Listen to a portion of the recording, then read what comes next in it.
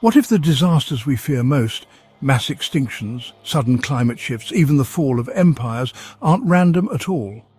What if they're signs of something deeper, a system reboot on a cosmic scale?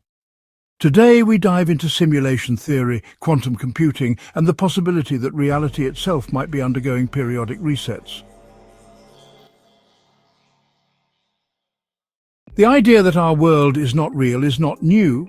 It has haunted philosophers for millennia, from Plato's allegory of the cave to the dream arguments of Descartes. But in our digital age, this ancient question has taken on a new technological form: the simulation hypothesis. In its simplest terms, the theory proposes that everything we know, every star, every planet, every person, every thought, is part of an incredibly sophisticated computer simulation. Our universe is not a physical place of matter and energy, but a digital realm of information and code. We are, in essence, characters living inside a cosmic video game, unaware that our world is an artificial construct. This concept might sound like science fiction, but it has gained serious traction among some of the world's brightest minds. Consider the trajectory of our own technology. Just a few decades ago, we had simple, pixelated games like Pong. Today, we have photorealistic virtual reality worlds that can trick our senses into believing they are real. If we continue on this path of exponential technological growth, it is almost inevitable that our descendants or some other advanced civilization will be able to create simulations of entire universes. These simulations would be so perfect, so detailed, that the beings living inside them would have no idea they were artificial. An advanced civilization could run millions or even billions of simulations, studying their own history or exploring different outcomes. If that is the case, then simple probability suggests that we're far more likely to be living in one of the countless simulated realities than in the one single base reality. The odds are stacked against us being the original physical civilization. We are almost certainly an echo, a copy, a string of data running on a server in a world beyond our comprehension. If our universe is a simulation, what kind of computer would it take to run it? The sheer amount of data required would be staggering. Every particle, every interaction, every wave of light across the entire cosmos would need to be calculated and rendered in real time. A classical computer, like the ones we use today that are based on bits of zeros and ones, would be laughably inadequate for such a task. Enter the strange and mystifying world of quantum computing. Unlike a classical computer, a quantum computer doesn't use bits, but qubits. A bit can only be a 0 or a 1. A qubit, however, can be a 0, a 1, or both at the same time, a state known as superposition. This single difference opens up a processing power that is almost beyond our ability to comprehend. Where a classical computer has to check possibilities one by one, a quantum computer can explore countless possibilities simultaneously. It is not just an incremental improvement, it is a fundamental leap to a different kind of computation, one perfectly suited for simulating reality. Imagine a computer that could harness the power of superposition and entanglement. It would not need to build a universe atom by atom. Instead, it could run a simulation based on probabilities and potentials, only rendering a piece of reality into a definite state when it is observed. This sounds remarkably similar to what quantum physics tells us about our own universe. Particles exist as waves of probability until we measure them, at which point they collapse into a single, definite state. This observer effect could be a clever processing shortcut for the simulation, a way to save cosmic computational resources by not rendering details until they are needed. A quantum computer of sufficient power could potentially run not just one universe, but an infinite number of them. Our universe might just be one thread in an infinitely complex cosmic tapestry, running on a quantum engine whose capabilities are godlike. The very laws of quantum mechanics that seem so bizarre and counterintuitive to us might be the clearest evidence we have that we are living inside a program. History is really a story of interruptions. It's not this smooth, linear progression, but more like a jagged line of starts and stops, of sudden and sometimes violent change. When we look back into the deep past, we see evidence of cataclysms on a planetary scale, like the asteroid that wiped out the dinosaurs 66 million years ago, or the Great Permian-Triassic extinction known as the Great Dying, which annihilated over 90% of all marine species. There were also these massive volcanic eruptions that plunged the world into darkness for years, and punishing ice ages that buried entire continents under miles of ice. Within the framework of the simulation reset theory, these cataclysms actually take on a new and honestly chilling significance. They aren't just random disasters, they could be deliberate interventions. So just imagine for a moment the simulation's architects observing a world that's reached a dead end. Dinosaurs dominate the planet for millions of years, but never developed the kind of intelligence the simulation was designed to produce. What's the solution? You don't wait another 100 million years. You introduce a new variable. You send in an asteroid. You wipe the slate clean.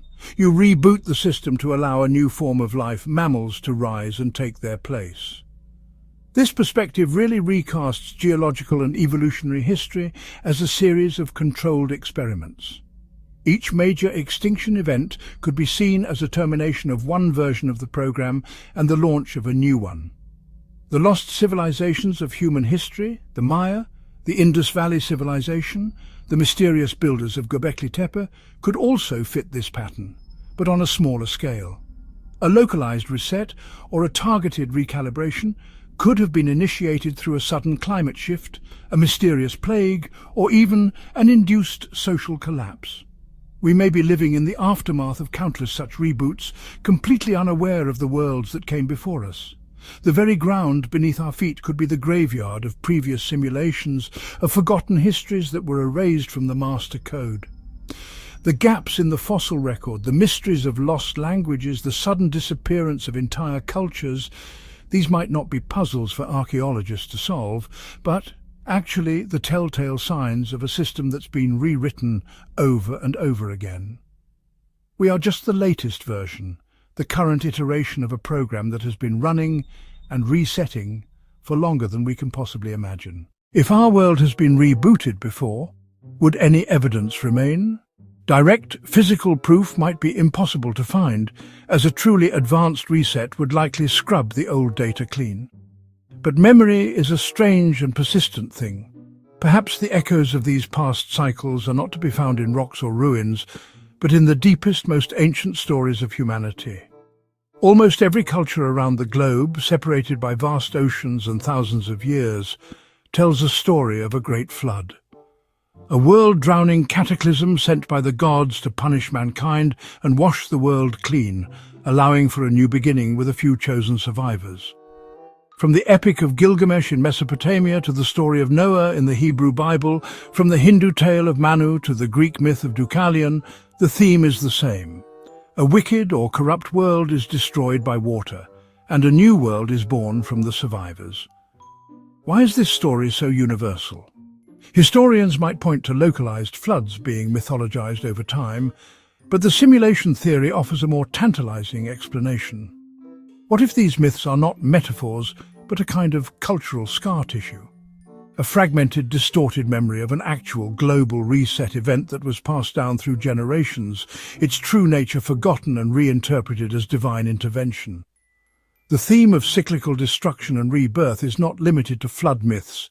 Many ancient cosmologies, such as those found in Hinduism and certain Mesoamerican beliefs, view time not as a straight line but as a series of great cycles or yugas. Each cycle sees the world progress through stages of purity and corruption, ultimately ending in a period of chaos and dissolution before the universe is recreated and the cycle begins anew. These ancient traditions seem to have an intuitive understanding of a reality that is not permanent, but is instead subject to periodic renewal. Could this be a philosophical echo of the simulation's underlying code? These mythological breadcrumbs are like faint signals from a distant past. They hint that our ancestors may have witnessed or survived a system reset, encoding the traumatic memory into their foundational myths and religious beliefs. They didn't have the language of computer science or simulation theory, so they described the event in the only terms they understood: angry gods, cosmic warfare, and world-ending floods. We dismiss these stories as primitive folklore, but perhaps we should listen more closely. They may be the only warning we have, a collective memory whispering to us from across the abyss of a previous reset, telling us that this has all happened before. One of the most baffling discoveries in modern science is the observer effect in quantum physics. In the famous double-slit experiment, particles like electrons behave as waves, passing through both slits at once when they are not being watched. But the moment a detector is set up to observe which slit the particle goes through, its behavior changes. It instantly chooses a path and acts like a solid particle. The very act of measurement, of observation, seems to force reality to pick a state. This has puzzled physicists and philosophers for a century. How can the universe know when it is being watched? The simulation hypothesis provides a chillingly elegant answer. The observer effect is not a mystery of nature, it is a feature of the program's design. It's a form of computational optimization. Why would the system waste processing power, rendering the exact path of every single particle in the universe at all times? It would be far more efficient to keep everything in a state of potential, a wave of probabilities, and only render the concrete details when a conscious observer needs to see them. Your consciousness, your act of looking, is like a command that tells the simulation, "Render this part now."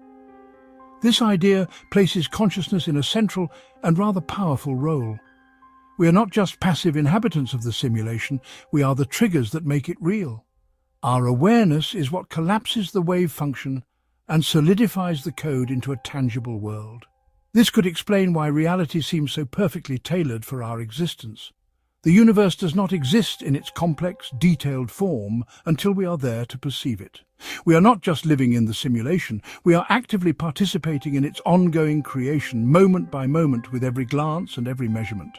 This raises profound and unsettling questions about the nature of our own minds.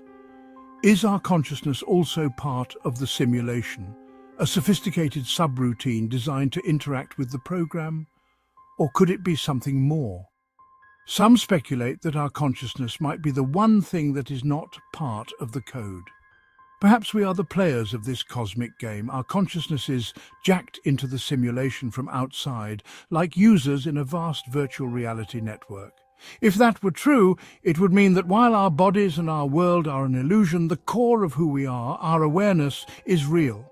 We are ghosts in the machine, and our presence makes the machine run. If we accept the possibility that we are living inside a simulated reality, the next logical question is a haunting one. Why? What is the purpose of this elaborate cosmic charade? The answer to that question would define the very meaning of our existence. Are we part of a grand scientific experiment created by our descendants to study their own past? In this scenario, we are like lab rats in a maze, our every action being recorded and analyzed by unseen researchers. They might be studying the rise of civilization, the nature of consciousness, or the tipping points that lead to societal collapse. Another, perhaps more impersonal possibility is that our universe is not a bespoke experiment, but simply a self-generating algorithm. It could be a form of digital life, a self-updating system that evolves according to its own internal logic, with no external creator watching over it. In this case, there is no grand purpose. We are simply emergent properties of a complex system, like the intricate patterns in a kaleidoscope. The most disturbing possibility, however, is that our simulation was created for entertainment. Just as we create video games for our own amusement, a far more advanced civilization might create entire universes for theirs. Our wars, our tragedies, our greatest moments of love and despair could be nothing more than a cosmic drama playing out for the entertainment of beings we can never know. This would make us little more than non-player characters in a game of unimaginable scale. The reboots might happen simply when the players get bored with the current storyline and want to start a new game with different parameters. Ultimately, we cannot know the motives of our potential creators, if they exist at all. We are trapped inside the system, able to perceive only the rules and patterns within it. We're like a character in a novel trying to understand the mind of the author. We can look for clues in the text, for recurring themes and foreshadowing, but we can never step outside the pages to ask the author directly. Whether we are a research project, a natural algorithm, or a form of entertainment, Our fate is tied to a logic that operates on a level far beyond our own. The hand that guides our world remains unseen, and its intentions are a complete and terrifying mystery. We are left standing at the edge of a profound existential abyss. The world we have always known as solid and real now seems fragile, like a thin digital veneer stretched over an unknown and possibly unknowable truth. The simulation reset theory forces us to question everything: the laws of physics, the flow of history, the nature of consciousness, and the very purpose of our existence. It suggests that the escalating chaos of our times might not be an end, but a transition. A system update is pending, and we are living in the final moments before the old version is archived forever. Could we spot the next reset before it happens? Perhaps the signs are already here in the glitches of the Matrix. The Mandela effect, where large groups of people misremember the same historical fact. The increasing strangeness of global events. The feeling that time itself is accelerating. Are these just tricks of the mind and the pressures of a complex modern world? Or are they the tremors before the earthquake? The screen flicker before the system goes dark? If we are inside the program, detecting its imminent shutdown might be impossible. How would a character in a video game know the player is about to hit the power button? This is not just a philosophical game. It is a challenge to our perception of reality itself. It asks us to look at the world with new eyes, to see the patterns hidden beneath the surface of everyday life. To listen for the whispers of a deeper logic in the myths of our ancestors and the paradoxes of modern science. The theory may be unprovable, but its power lies in the questions it forces us to ask. It pushes us to the very limits of what we think we know, and invites us to consider that the universe is far stranger and perhaps more precarious than we have ever dared to imagine. So the next time you witness a strange coincidence, or feel a wave of inexplicable déjà vu, or look at the chaos unfolding in the world and feel that something is deeply wrong, pause for a moment. Consider the possibility that you are not just paranoid or anxious. Consider that you might be feeling the subtle vibrations of the great machine that runs our world. Listen closely to the static between the signals. You might just hear the faint, ominous hum of a system preparing to reboot. The final question is not whether reality is a simulation. The final question is, what happens when it's time to turn it off and on again? Whether it's science fiction or future science, simulation theory challenges everything we think we know. Like, subscribe and drop your thoughts in the comments. Are we living in a cosmic computer or just dreaming in code?